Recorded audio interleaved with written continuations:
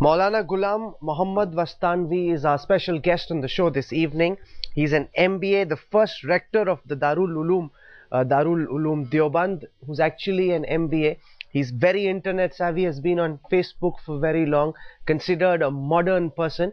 He says Muslims in Gujarat are safe, they're getting jobs, they're getting employment, and now it's time to look beyond the horrors of 2002. But is it that easy to forgive and forget? Has the Daruls new VC let down India's Muslims?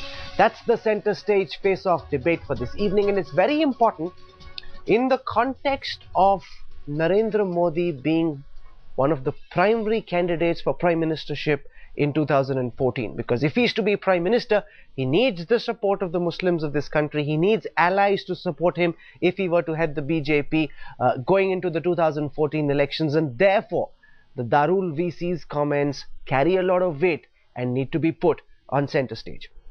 Joining us on the show this evening, Asauddin Owaisi, Member of Parliament from Hyderabad. With us also Swapan Das Gupta, veteran journalist. We've got Kamal Farooqi, member of the Muslim Personal Law Board. With us is Professor Bandukwala. He's from the University of Baroda. He's a social activist and has, with his own eyes, seen the horrors of the 2002 riots. Professor Bandukwala, I want to come to you first, sir. You have seen what happened in 2002 with your own eyes. Now we're seeing Maulana Vastanvi, who holds a very important position, saying Muslims are growing, there's development happening, there's a certain amount of safety and security in Gujarat, therefore look beyond what happened in 2002, move on. Do you think it's possible to forget what happened in Godhra, forget what happened after that and move on? Well, my answer is here. We can never forget what happened in 2002.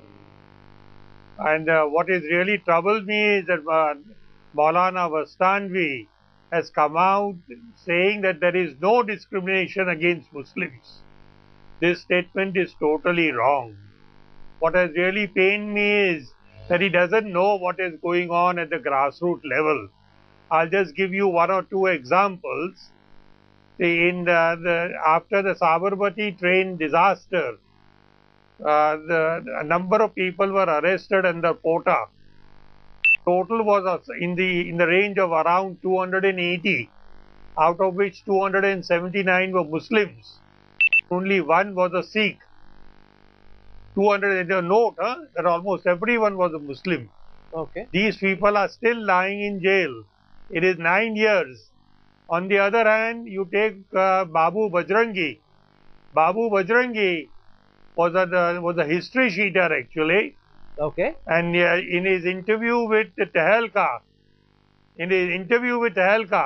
Babu Bajrangi mentioned the pleasure he felt in slashing the stomach of pregnant Kausar Banu and taking out the dead child, the unborn child, on his sword and calling himself, I feel I become Rana Pratap. This same Babu Bajrangi has not been in jail at all. His bail was granted by Justice Mehta of the Gujarat High Court.